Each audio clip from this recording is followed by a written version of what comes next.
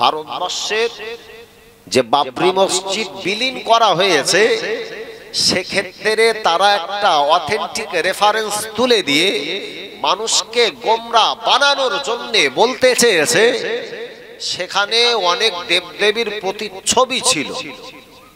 মুসলমান, আমাকে এটা সর্বপ্রথম বুঝতে হবে। আমাকে কিভাবে আমাকে কোণঠাসা করার চেষ্টা করা হচ্ছে। আমার মসজিদে ক্যালেন্ডারে যদি একটা পাখির ছবি থাকে, আমরা সেই ক্যালেন্ডার মসজিদে রাখি। আচ্ছা, সেখানে যদি মূর্তি থাকে, সেই মূর্তির ছবি থাকলে আমার নামাজ হবে না, আমার অন্তরে বিশ্বাস নেই। মুসলমান কি পাগল বলে মনে হয়? যে জায়গায় ইবাদত করব ওই জায়গাতে আমি ইচ্ছাকৃতভাবে কোনো দেবীর প্রতিচ্ছবি রেখে দিয়েছি। এছাড়া নিছক মানুষকে বোকা বানানো ছাড়া অন্য কিছু নয়।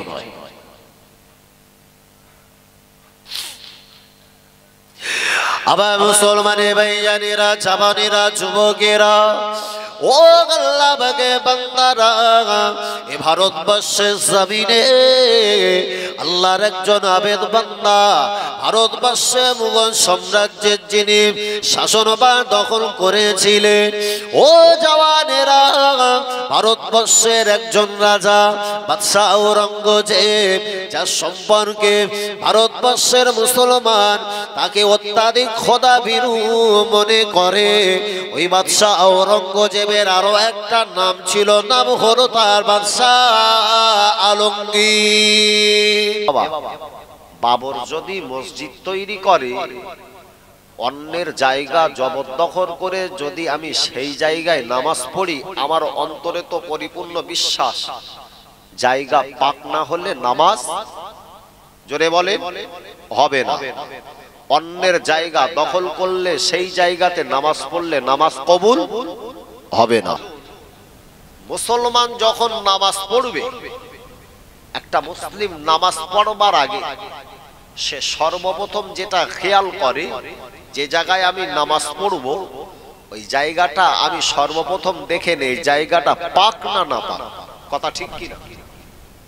মুসলমান যে পরিধানের বস্ত্র পরে, জামা পরে নামাজ আদায় করে, ওই জামাতে নাপাকি লেগে থাকলে সেই জামা পরে কোন মুসলমান নামাজ পড়ে?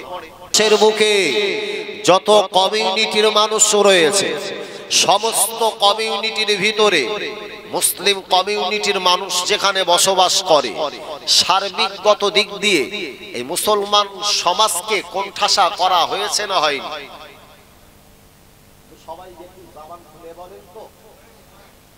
আচ্ছা, সেটা কি শুধু হিন্দুস্তানের ক্ষেত্রে না অন্যান্য কান্ট্রিতেও এই মুসলমানকে কোণঠাসা করার প্রাণপণ প্রচেষ্টা চালানো হয়েছে? অল ওভার কান্ট্রিতে, বিশ্বের ভিতরে আপনি যেখানেই পা রাখবেন, মুসলিম কমিউনিটিকে টার্গেট করে তাদেরকে বিভিন্ন রকমের ষড়যন্ত্রের দ্বারা তাদেরকে ষড়যন্ত্রের নীল নকশাতে ফেলে মুসলমানকে প্রতিপন্ন করার চেষ্টা করা হয়েছে। যার উৎকৃষ্টতম এক্সাম্পল তথা উদাহরণ হলো ভারতবর্ষের বুকে 750 বছর রাজত্ব করা মুঘল সাম্রাজ্যের ভিতরে ওই মুঘল সাম্রাজ্যের যিনি প্রকৃত প্রতিষ্ঠাতা, নাম ছিল তার জহিরউদ্দিন মোহাম্মদ বাবর। খুবই তাৎক্ষণিক পূর্ণ আলোচনা রাখছি। ভারতবর্ষের যে সমস্ত মুসলমান শাসকগণ ভারতবর্ষ যারা শাসন করেছে, এদের ভিতরে আল্লাহর ভয় ভাব ছিল কি ছিল? আচ্ছা, যদি কোনো মুসলমান আল্লাহকে যদি আল্লাহ বলে স্বীকার করে, তাহলে সে তো অবশ্যই আযাবে জাহান্নামকে ভয় করে। পৃথিবীর বুকে যারা মুসলিম শাসক রাজ্য পরিচালনা করেছে, তারা অবশ্যই মানুষের কাছে ন্যায় সঙ্গতভাবে রাষ্ট্র পরিচালনা করে সমাজের মাঝখানে সুশৃঙ্খলতা তথা একটা বিশৃঙ্খল পরিস্থিতি থেকে মানুষকে সুশৃঙ্খল করেছে। এটা হচ্ছে মুসলমান শাসকদের ছিল প্রথম টার্গেট। একবার জোরে বলেন। এই ভারতবর্ষের রাজা নাম হচ্ছে তার জহিরুদ্দিন মোহাম্মদ বাবর। ভারতবর্ষের যখন সম্রাট হলেন, ভারতবর্ষের বুকে একটা মসজিদ নির্মাণ করেছিলেন। মসজিদটার নাম ছিল তার বাবরি মসজিদ, যার নামের সঙ্গে বাবর শব্দ থেকে বাবরি নামে নামাঙ্কিত করা হয়েছে। এটা হলো বর্তমান সময়ের প্রেক্ষাপট।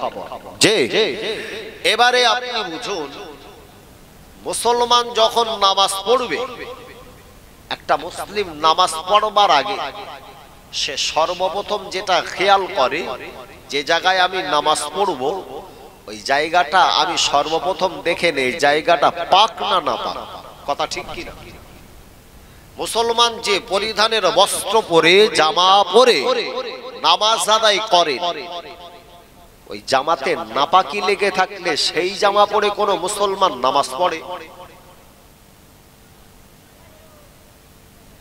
ভারতবর্ষের মুসলমান যারা প্রিয় নবীর সুন্নাত মানে, যারা আল্লাহর কোরআনের বিধান মানে, যে বিধানের ভিতরে আল্লাহ পরিষ্কার উল্লেখ করে দিয়েছেন লাকুম দীনুকুম ওয়ালিয়া দিন। আল্লাহর কোরআন পৃথিবীর বুকে মানুষকে এত সুন্দর ধর্মীয় ভাবে তাদেরকে সুশৃঙ্খল ভাবে থাকবার জন্য আমার ইসলাম ধর্মের গাইড বুক নাম হচ্ছে তার কোরআন। মানুষকে সুশৃঙ্খল ভাবে ভ্রাতৃত্ববোধ বন্ধনে আবদ্ধ করার জন্য বিশ্বের বুকের একমাত্র গ্রন্থ নাম হচ্ছে তার কোরআন। আর সেই কোরআন পরিষ্কার ঘোষণা দিয়েছে লাকুম দীনুকুম ওয়ালিয়া দিন। তোমার ধর্ম তোমার কাছে, অন্যের ধর্ম তো অন্যের কাছে। ধর্মের ব্যাপারে খবরদার যেন বাড়াবাড়ি করো না। কেন? রাসূল বলেছেন লা ইকরাহা ফিদ্দীন। ধর্মের ব্যাপারে খবরদার যেন বাড়াবাড়ি করেন না। এ বাবা, বাবর যদি মসজিদ তৈরি করে, অন্যের জায়গা জবরদখল করে যদি আমি সেই জায়গায় নামাজ পড়ি, আমার অন্তরে তো পরিপূর্ণ বিশ্বাস জায়গা পাক না হলে নামাজ, জোরে বলে, হবে না। অন্যের জায়গা দখল করলে সেই জায়গাতে নামাজ পড়লে নামাজ কবুল হবে না। হযরত ওমরের জীবদ্দশার একটা ছোট্ট রেফারেন্স আপনাকে আপনার বুঝতে সুবিধা হওয়ার জন্য। যে আচ্ছা, বিশ্বের বুকের যত মুসলমান যেখানে ইবাদত করে, আল্লাহর ইবাদতের জন্য যে জায়গাটাকে পছন্দ করে, আমাদের মসজিদের গ্রাম্যবর্তী যে সমস্ত মসজিদগুলা দেখি, মসজিদের কোন জায়গাতে কোন ক্যালেন্ডারে কোন মূর্তি অথবা কোন প্রাণীর প্রতিচ্ছবি, ওই মসজিদের ভিতরে কোন ছবি থাকে বলে মনে হয়? আচ্ছা, যদি কোনো একটা পাখির প্রতিচ্ছবি থাকে, ওই ঘরে নামাজ পড়লে আমার নামাজ কবুল হবার ব্যাপারে যথেষ্ট সন্দেহ থাকবে। কেননা প্রিয় রাসূল বলেছেন এই প্রতিচ্ছবি যে জায়গাতে থাকে সেখানে আল্লাহ রহমতের ফেরেশতা ঢোকে না। একবার যদি হবে না। ভারতবর্ষের যে বাবরি মসজিদ বিলীন করা হয়েছে, সেক্ষেত্রে তারা একটা অথেন্টিক রেফারেন্স তুলে দিয়ে মানুষকে গোমরা বানানোর জন্য বলতে চেয়েছে সেখানে অনেক দেবদেবীর প্রতিচ্ছবি ছিল। মুসলমান, আমাকে এটা সর্বপ্রথম বুঝতে হবে। আমাকে কিভাবে আমাকে কোণঠাসা করার চেষ্টা করা হচ্ছে। আমার মসজিদে ক্যালেন্ডারে যদি একটা পাখির ছবি থাকে, আমরা সেই ক্যালেন্ডার মসজিদে রাখি। আচ্ছা, সেখানে যদি মূর্তি থাকে, সেই মূর্তির ছবি থাকলে আমার নামাজ হবে না, আমার অন্তরে বিশ্বাস নেই। মুসলমান কি পাগল বলে মনে হয়? যে জায়গায় ইবাদত করব ওই জায়গাতে আমি ইচ্ছাকৃতভাবে কোনো দেবীর প্রতিচ্ছবি রেখে দিয়েছি। এছাড়া নিছক মানুষকে বোকা বানানো ছাড়া অন্য কিছু নয়।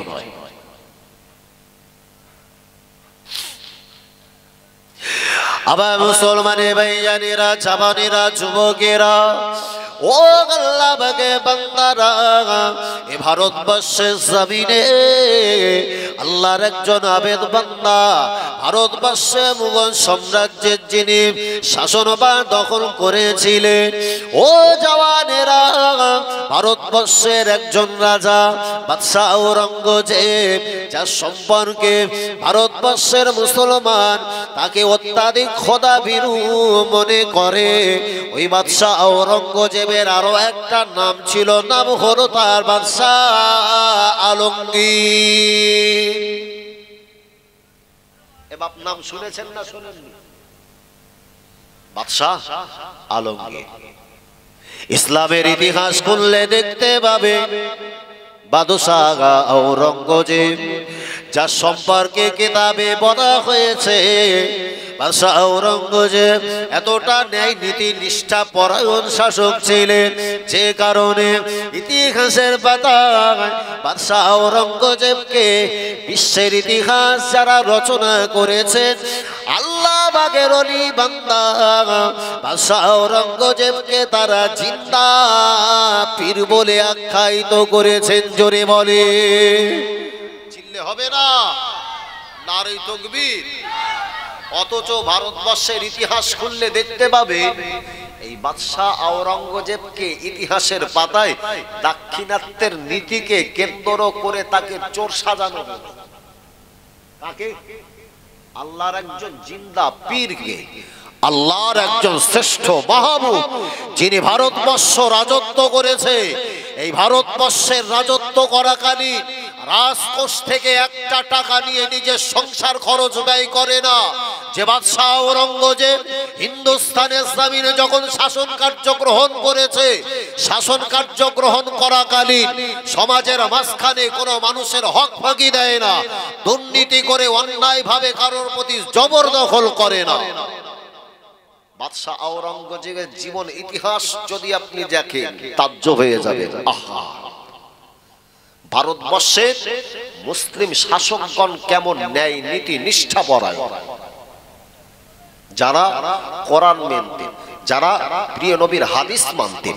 আহা, তবে মুষ্টিমেয় কিছু সবার, যার মধ্যে একজন লম্পট চরিত্রের অধিকারী নাম ছিল, নাম তার বাদশাহ, বলতে পারেন আকবর। ও আল্লাহ পাকের বান্দারা, আমি আপনাকে আরো একটা ধাপ এগিয়ে নিয়ে যাব। বাবাজি শুনে রাখেন, দিল্লির জমিনে যখন রাজত্ব করে বাদশাহ ঔরঙ্গজেব, হিন্দুস্তানের জমিনে রাজা, বাবাজি লক্ষ্য করে দেখা যায় ওই বাদশাহ ঔরঙ্গজেব শাসন কার্য পরিচালনা করাকারে কোনোভাবে তিনি রাজকোষ থেকে টাকা না নিয়ে নিজের সংসার খরচটা পরিচালনা করার জন্য আল্লাহ পাকের ওলি বান্দা নিজে হাতে করে সুন্দর করে টুপি সেলাই করতেন। কোন বর্ণনায় বলা হয় ওই বাদশাহ ঔরঙ্গজেব নিজের হাত দ্বারা সুন্দর করে আল্লাহ পাকের কোরআন লিপিবদ্ধ করতেন। জোরে বলে, আরো জোরে বলে। ওই বাদশাহ ঔরঙ্গজেব হাতে টুপি সেলাই করে আল্লাহ পাকের কোরআনটাকে ওটাকে সুন্দরভাবে লিপিবদ্ধ করে দে, ওটাকে বাজারে বিক্রি করে যে টাকা হয় ওই টাকা দ্বারা আল্লাহ পাকের ওলি বাদশাহ আলমগীর ওই টাকাটা দ্বারা নিজের সংসার খরচ সুন্দরভাবে ব্যয় করতেন। জোরে বলে, আরো জোরে বলে। যে লোকটা বাদশাহ ঔরঙ্গজেব টুপি সেলাই করে যে লোক সংসার কাজ চালায়, এবার এই লোকটা যদি দেশের নেতা হয়, এই লোকটা যদি একটা দেশের রাষ্ট্রপ্রধান হয়, তাহলে তার দ্বারা কোনোভাবে দুর্নীতি হবে বলে আশা করা যায়? সবাই জোরে বলেন। আহা, নেতা, নেতার নেতৃত্ব আপনি জানবেন বর্তমান সময়ের জন্য সবচাইতে উপযোগী, আজ বিশ্বের বুকে সবচাইতে উপযোগী আমার সমাজে কেন রাহাজানি বাড়ে, আমার সমাজে কেন দুর্নীতি বাড়ে, আমার সমাজে কেন চোরের আড্ডাখানা বাড়ে, আমার সমাজে কেন মদ্যপায়ীর সংখ্যা বাড়ে, আমার সমাজে কেন বর্তমান সময়ে হত্যালীলা চলে, আমার সমাজে কেন নিরীহ মুসলিম নারী পুরুষদের প্রতি অকথ্য অত্যাচার চলে। আমাকে এটা জানতে হবে, আমাকে বুঝতে হবে। নিছক জানবেন সমাজের মাঝখানে যখন ন্যায় নীতি নিষ্ঠা পরায়ণ বিচার ব্যবস্থা না থাকে, সমাজের মাঝখানে তখন বিশৃঙ্খলতা দেখা দেয়। বাবা, বিচার যদি ভালো থাকে, সমাজের মাঝখানের মানুষ একটা অন্যায় করার আগে অন্তত পক্ষে 10 বার ভাববে কি ভাববে না? যেমন মক্কার জমিনে আহা যত হাজি সাহেবান বান্দা যায়, ওদেরকে জিজ্ঞেস করবে, বলে নামাজের সময় হয়েছে। নির্ধারিত সময়ে সোনার বড় বড় দোকানগুলো শাটার তুলে নামাজের সময় হয়েছে, জামাতে গিয়ে নামাজ আদায় করছেন। একবার জোরে বলেন, চিল্লে বলবেন না। এটা হচ্ছে মক্কার জমিন, এটা হলো মদিনার জমিন, এটা হলো সেই জমিন যে জমিনে আল্লাহর কোরআনের বিধান চলে, যে জমিনে প্রিয় নবীর হাদিস মোতাবেক জীবন যাপন চলে। ওরা ভালো রকম জানে সোনার দোকানের যদি ছোট্ট একটা ঋণ চুরি করি, চুরির পরিমাণ যদি কম হয়, হাতের কবজি বন্ধ লেবে।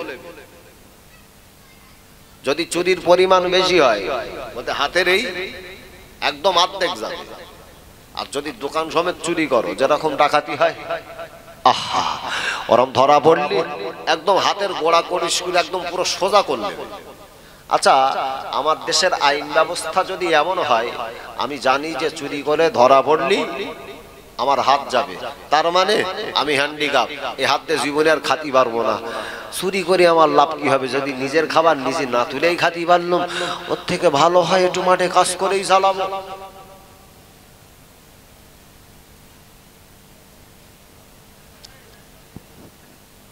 সমাজ কেন রসাতলে? আমার সমাজে ন্যায় নীতি নিষ্ঠা পরায়ণ শাসন ব্যবস্থা নাই। আহা